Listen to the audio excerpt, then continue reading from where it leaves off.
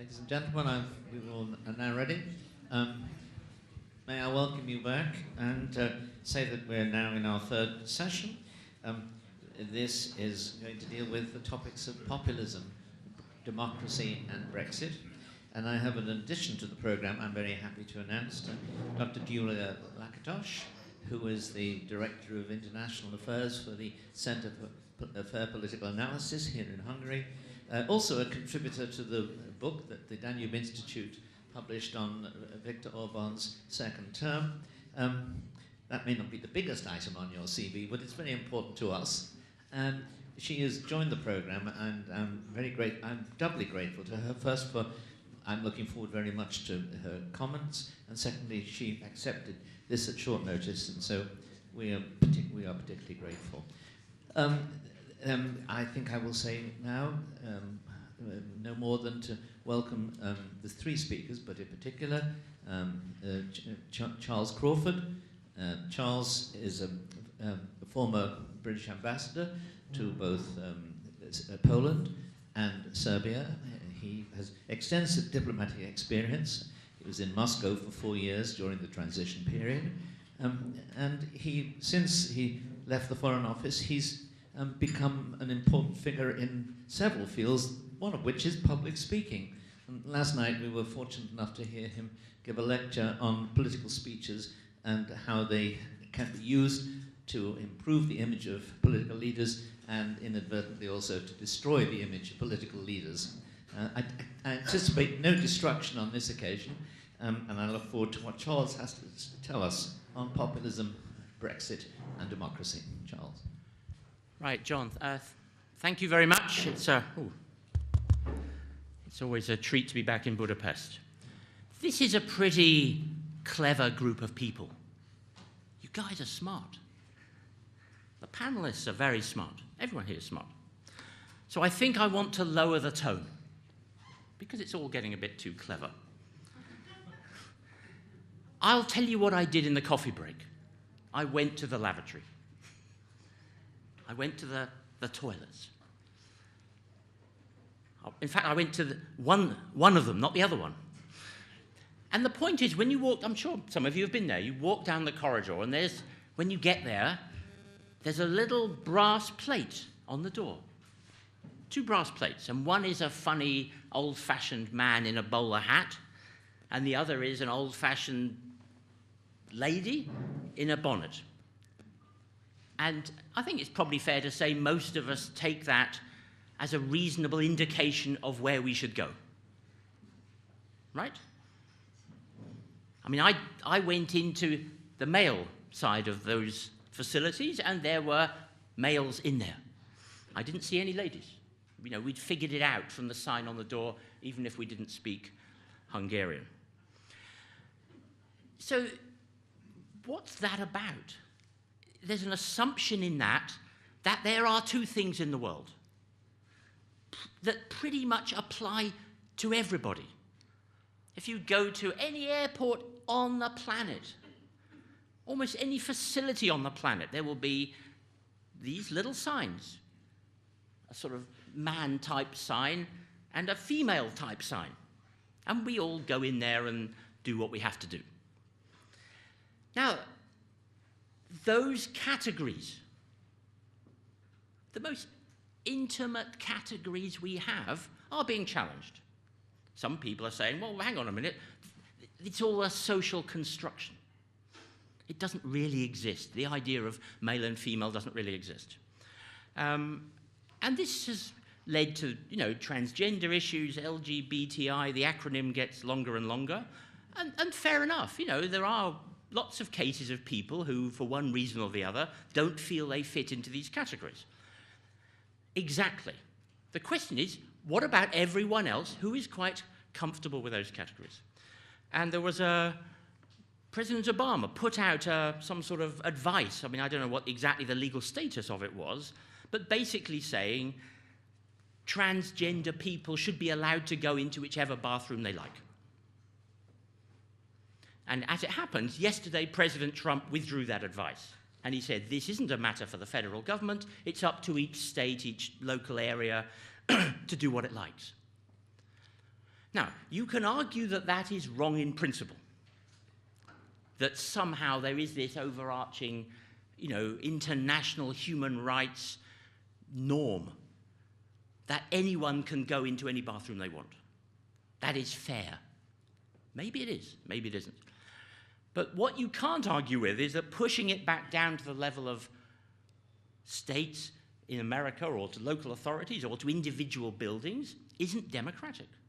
It's letting all of us take a view on that, because let's face it, this is a pretty well-established set of categories, male and female. It doesn't get more basic than that for anyone on earth. Into this complex situation, when 3 American states push back against President Obama's ruling, Mississippi, North Carolina, and Tennessee, they tried to pass a law which basically said people shouldn't go into anyone they like, they should go into the one which represented what they were called at birth, or something like that. The reason I mention all this is because the European External Action Service put out a statement in May 2015. Now, I've got to be careful what I say here. It's not clear to me what the status of that statement was, because in preparing this, I thought about this example, and I sent an email to the EEAS press office yesterday.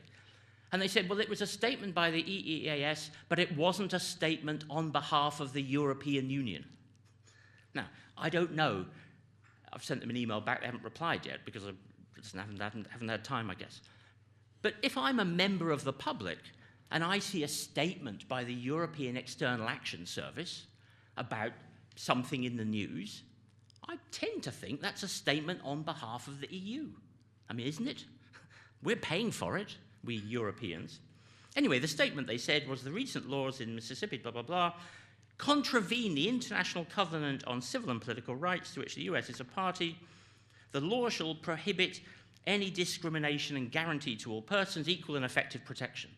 So the EEAS, the EU, put out a statement criticizing the democratic decision taken in absolutely maximum democratic terms in these 3 American states. In whose name did they put it out? What legal advice did they take about that? What have they done to put out similar statements about Saudi Arabia or whatever? Who knows? Then we have, you see, Mr. Juncker on April 2016 saying, one reason EU citizens are stepping away from the European project, we're interfering in too much of their private lives, in too many domains where member states are better placed to take action. So the EU has this principle of subsidiarity. We should try and push things down away from the European level, back to the people, back to the member states, back to some other level. If there is one issue in the world, I suggest to you, ladies and gentlemen, that deserves subsidiarity, it's where you go to the bathroom. That seems to me a good place for the EU level not to interfere. Publicly, at least. Let us all work that out for ourselves. I have a problem, really, in all this, because I suppose actually because I'm lazy. I don't read all the... Every time I talk to John, he's always saying, oh, have you just read this latest essay by so-and-so? I mean, I don't read all this stuff. I look at what I think are first principles, and I want to come back to the first speaker, who ended on first principles. And I was talking 3 or 4 years ago with a British ambassador, very top EU British official. He was right at the heart of the Remain campaign in the UK, as it happened later on. And we were talking about the Eurozone and, you know, Britain's role and Euroscepticism and all this so on. And he said to me, your problem is you always go back to first principles. And I said, well, what other principles are there? Do you want to build the EU on second principles? Third principles? No principles? You can build this thing really high, but if the foundations are not solid, it will fall over. And you can, if anyone interested in my ravings about these subjects can go on YouTube and you can see the TED talk I gave in Krakow where I talked about physics and diplomacy. The fact that the EU adds mass but reduces velocity. Therefore, it's doomed to fail. And I gave this talk back in 2012, and it's standing up quite nicely. So in government, in life really, there are two principles, let me suggest. One is the consent of the governed. I give you, I have autonomy. I decide my future. I give you, through my vote or through my whatever, my mandate, the right to take decisions affecting me, including when you can use force against me. I'm giving you that supreme authority, but I can take it away. The consent of the governed. This is a powerful idea, highly unusual. For the overwhelming mass of people who have ever lived on the planet, they haven't lived by that principle. They've lived by the second principle, which is, I am bigger than you, do what I say. That's it. You either have the consent of the governed in some way or other, or you don't. Those are the choices. And this idea of consent is a lot of what we're talking about here. And,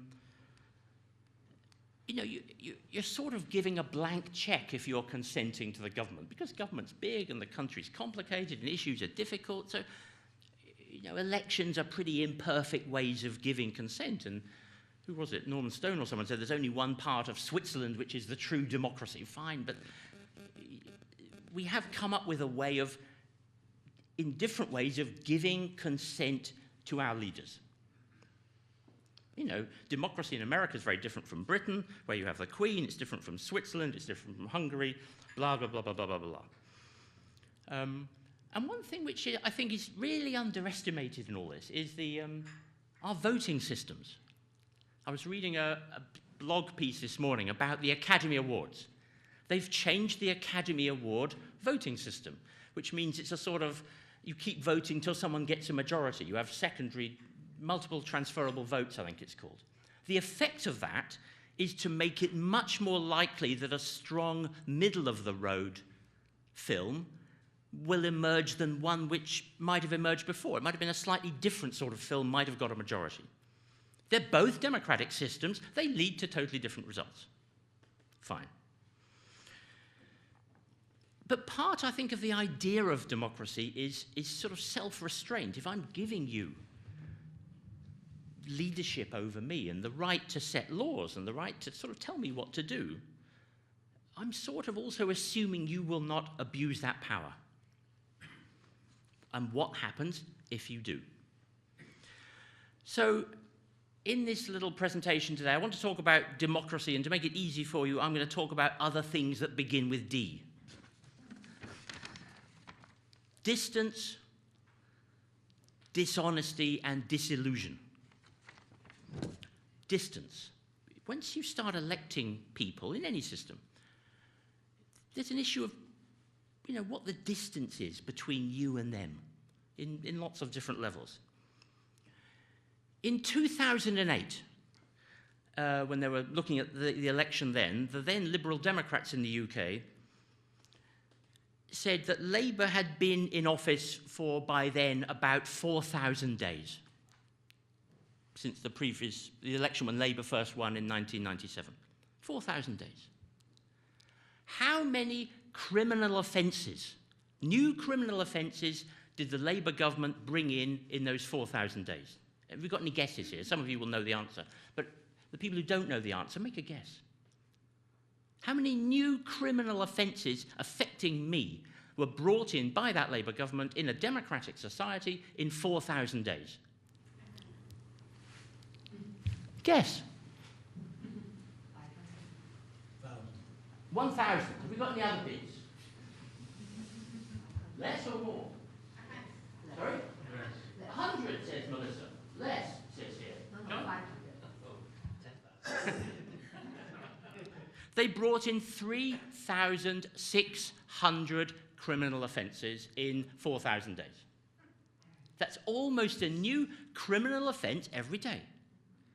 Now, if they had campaigned on the basis of, listen, vote for us, because every day we will bring in a new criminal offence, they would have been massacred. But they said, no, no, no, we need to have a new Labour, blah, blah, blah, blah, blah, blah. And they came in and they brought in new criminal offences. And the Conservative government, when it came in, pledged to abolish lots of these offences. Have they done so? No one knows. But they're bringing in new ones every day themselves. Type in new criminal offence UK into Google and you will find new criminal offences. So this is not self-restraint. This is profoundly insulting to me. But what can I do about it? I live in a democracy. I can write a letter to the newspaper. I can write to my MP. I can demand to go and see the Prime Minister. But what happens if the political class simply doesn't care? That it's out of control? That the Labour people creating these offences have got far more in common with the Conservative MPs who replace them, who create more offences than they have with us. So the question is, what are we consenting to anymore in these democracies? And that takes you to the subject of the talk, which is Brexit and the UK. What did we consent to when we joined the EU? Did we consent to what we've got? And the answer is, no, we didn't when we joined, but over the years, successive governments have signed these things. So the government, on behalf of us, have consented to Maastricht, to the Lisbon Treaty, to all these different things. And what's happened over the period since we joined the EU is that a big shift has happened. When we joined the EU, all decisions were taken by unanimity, effectively. Everyone could have a veto on anything. And then what happened? They said, well, why can't we just have some sort of majority voting system on the really teensy little things where it doesn't matter? That'll get things done quicker. Because we all agree we're doing some good stuff, we need to speed it up a bit.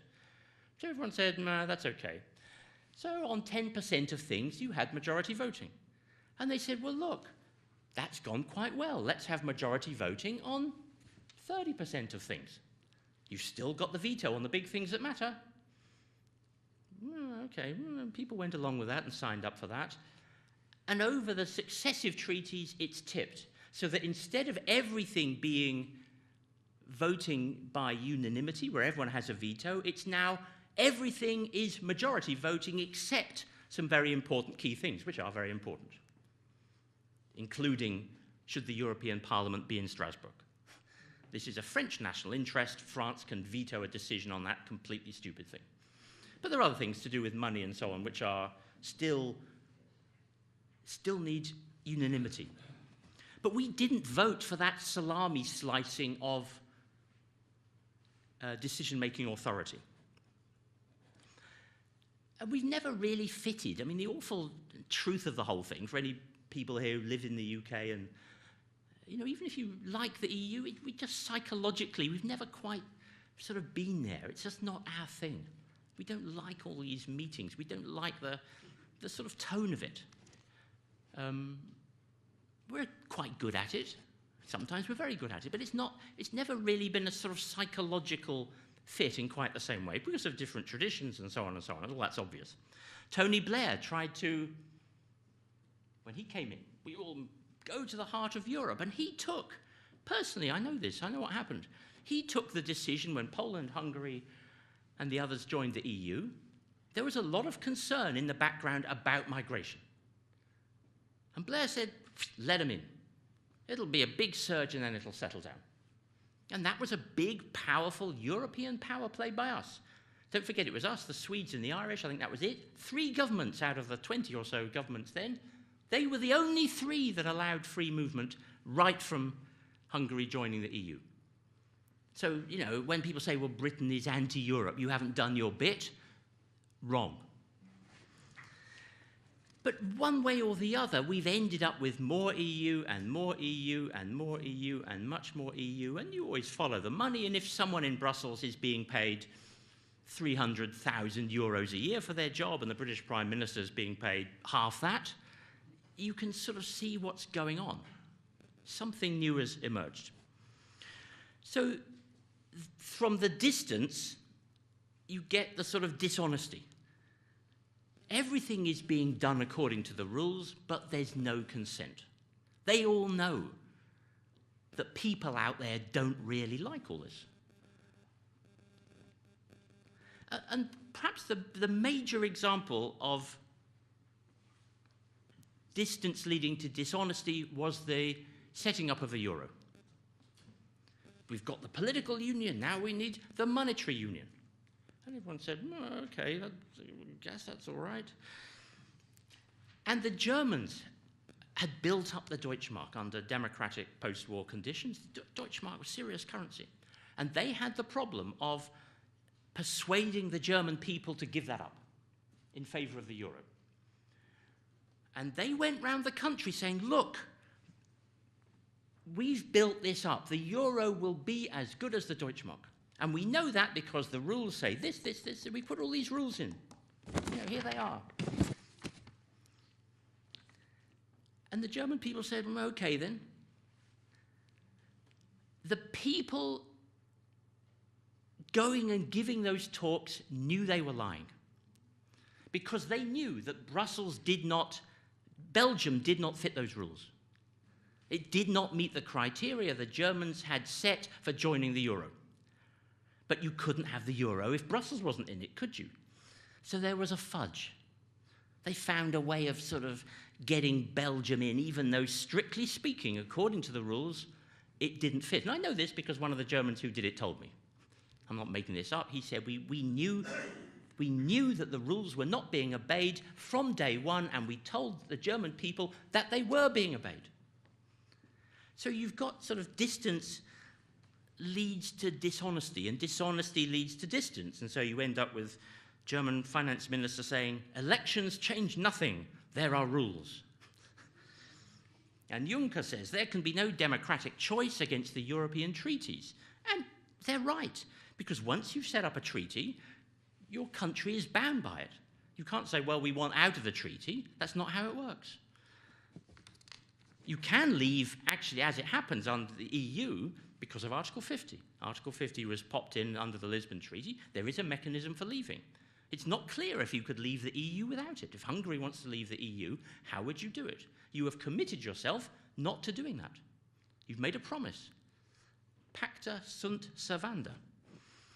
So when you've got all this going on, you then end up with, you know, the euro problem, and then you've got the migration problem, and the sense that the elites running the thing, and they're not bad people, you know, we're all part of those elites ourselves. They're doing their best. But they're taking decisions which they know are unpopular, which they know would not stand if it went to a referendum. And some people say, but look, the British people were never asked about, you know, they joined, but then look what happened. Well, successive governments for decades did not campaign, and even now that they haven't campaigned, on a leave the EU ticket. Why? Because it would be unpopular. They couldn't be sure of winning an election. So better the devil you know argument prevailed. So you started off with distance, you get dishonesty, and then you get disillusion. And what's sort of happened over the last 40 years is that the sort of sense of Eurosceptic frustration in the British psyche, whether it's the working classes, whether it's certain Thatcherite capitalists, whether it's simply people not understanding it. I don't know what it's like in Hungary. I can tell you what it's like in England. My children, I have to confess, went to expensive private schools. You know, and one of them is still there. The other two have been through it. One of them did politics at A level. In their education, about the most expensive education you can get at that level in the world, I reckon they must have spent over 10 years worth of education. They will have spent about half an hour learning about the EU. It does not exist as a subject. But nor does the Enlightenment, really. Nor does any of this. It's not, when you're out there going to colleges and schools, it's not that people disagree with what we're saying. They've never heard of it. They don't know what we're on about. And this sense of, particularly when it comes to the EU, the more or less complete and utter ignorance about what it's about was a big factor. But nonetheless, this body of disgruntled opinion existed. And a few years ago, I was doing a thing called the British Blog Roundup. I've got my own website, so you can read lots more from me there. But there was a thing where people took it in turns to sum up blogs for the week. And I thought, why don't I do a summary of European blogging in the UK? So I started typing EU blog into Google and just looking.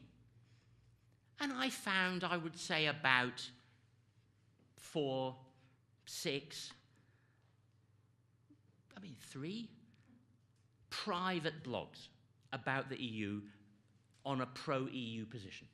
You know, people who understood Brussels, people who are interested in the way it worked, people who are interested in the European ideal.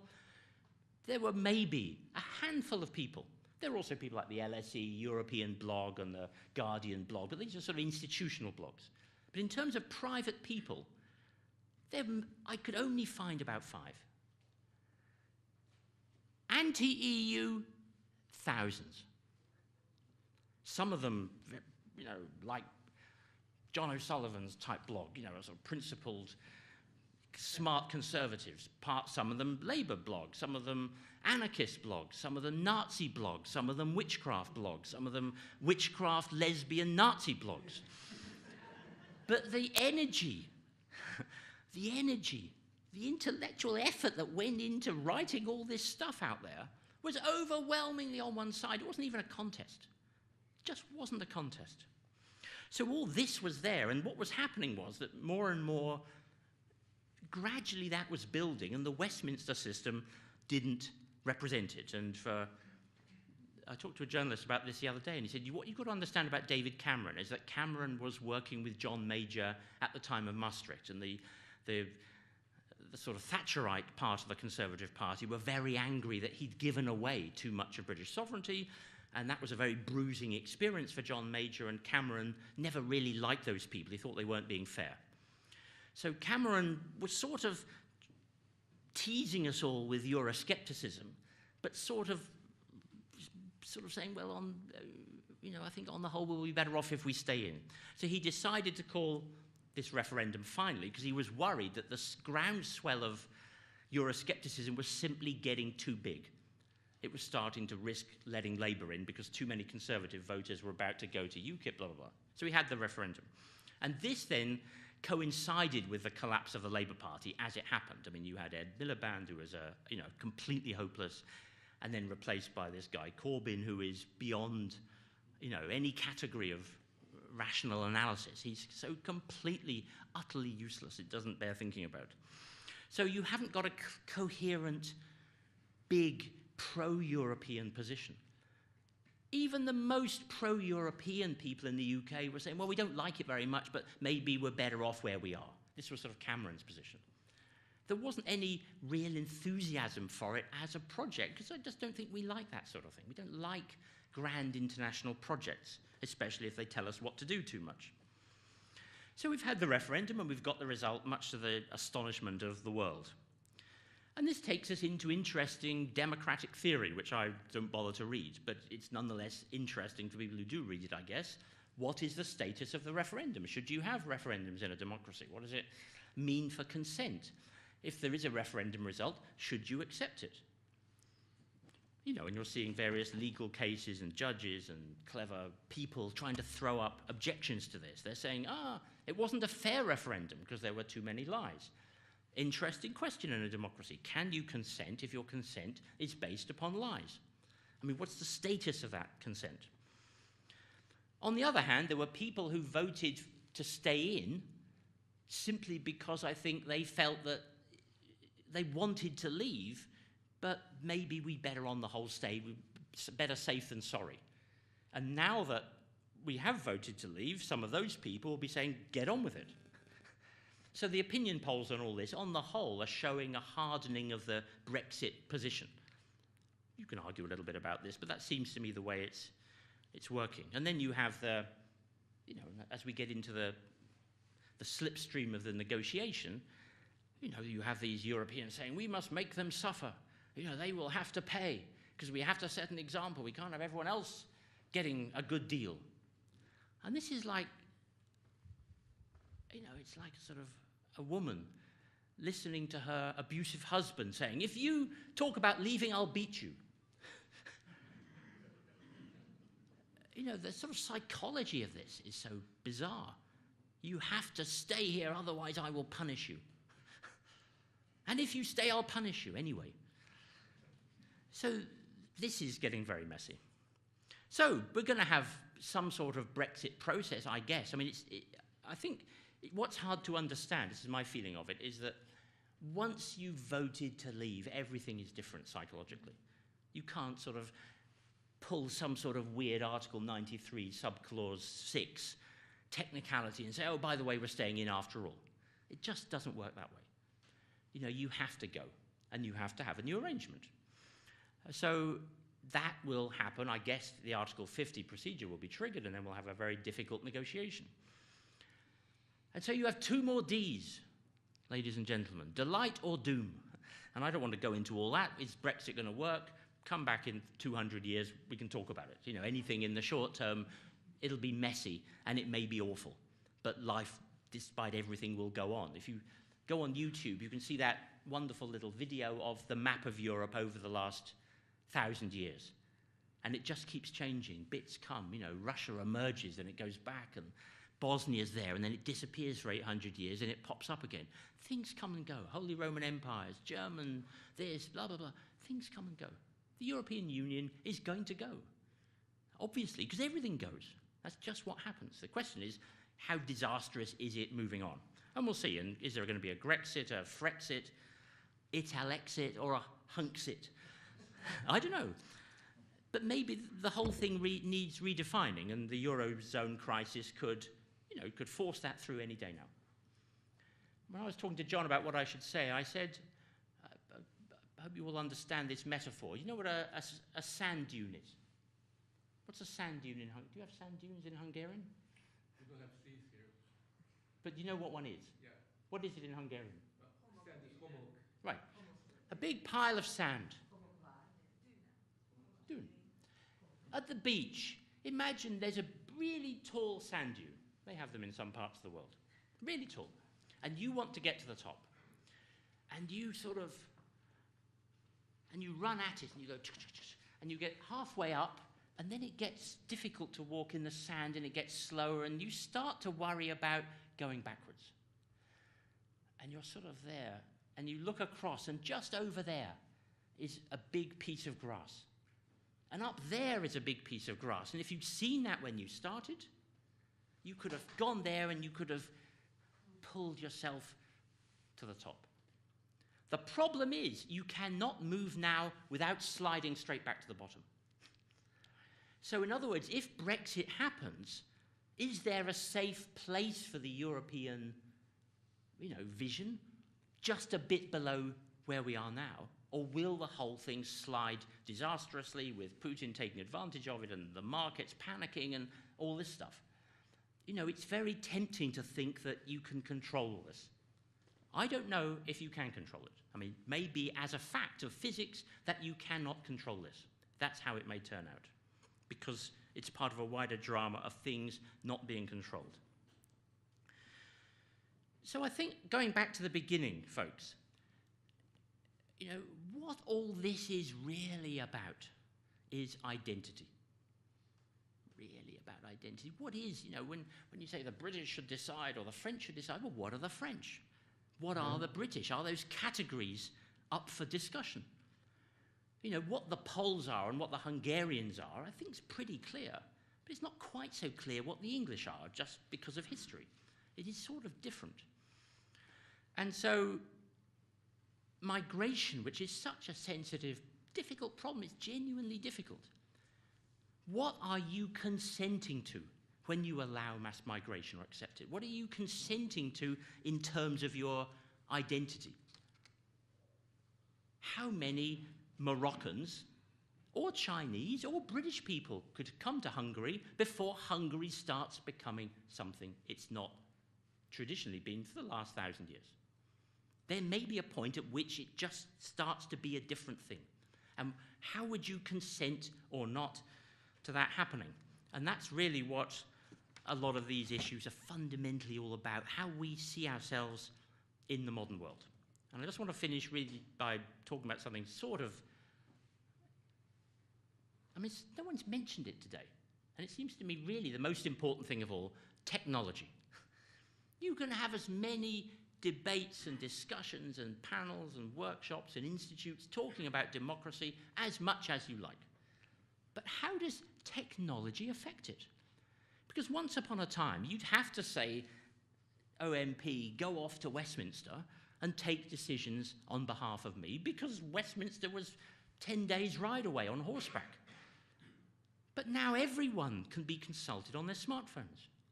You can do consent differently. You can do government differently. You can do everything differently. And we're carrying on as if sort of the world is changing so much, but democracy doesn't need to be done differently. Maybe democracy needs to be done differently. But how you begin to have that discussion, I don't know, because the people, in Parliament don't really want it to be done differently. MEPs like their jobs. They don't want us ruling them out because we decide for ourselves. So there's a sort of issue there about consent, I think, which is driven by technology, which is getting more acute all the time. And the fake news is just part of that. And there are these interesting articles about how Trump got elected. And I sent one of these to John, and I said, look, what they've done is there's a firm in the UK who have taken all this Facebook data, all the data on the internet, and they're using these computer programs to work out that if you're living in that part of Budapest, you're very interested in migration, whereas if you're living in that part of Budapest, you're much more worried about prices.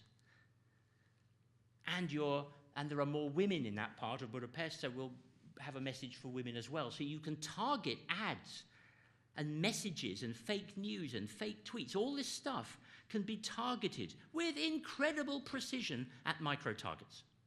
And Trump won because in certain parts of the USA, he managed to target micro communities. And he didn't win the majority of votes, but he did the targeting.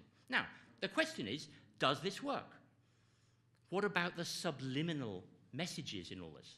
And what does it mean for consent? We think we're consenting to Trump or to Hillary, but what if our consent, if everything we look at is being deliberately but very, very cleverly manipulated in a way that technically wasn't possible even 5 years ago, let alone 200 years ago when the founding fathers did their thing?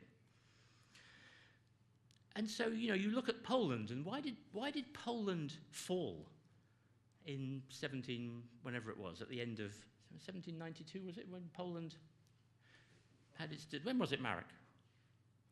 When did Poland disappear? Long time ago.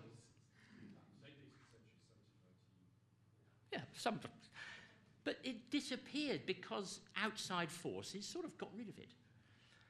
And I think the role of outside forces, whether it's fake news and Putin, I mean, if just say you pay 5,000 people to put tweets in our newspapers, day in, day out, I mean, that can really, I write articles for the Daily Telegraph. I can see about Russia. I can see the Russian trolling coming in and polluting the comment space. That just happens. Those people are being paid to pollute our public space. And they're doing it. And it's very effective. They're very, very good. And, is it possible that outside interference can really be, in a way that wasn't possible 10 or 20 years ago, be very decisive in the way democracies work? And Miriam said, we've got to defend ourselves against this. Fine. How? No one knows.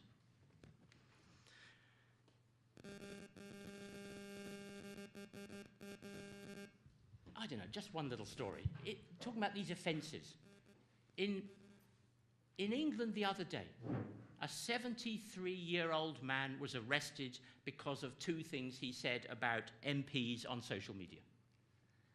We are losing our freedoms at an astonishing rate. And the people running our countries do not care. They simply don't care. There's no discussion about this. We're sort of told to accept it. The police have almost reached the point now where they make up new offences. If they don't like you, they'll just arrest you. This is an extraordinary thing. And sooner or later it will go bust. And I don't know whether we're on the point of some sort of massive upheaval which Brexit might precipitate, or whether it is in fact the end of Enlightenment values, that some much more authoritarian approach will just become easy.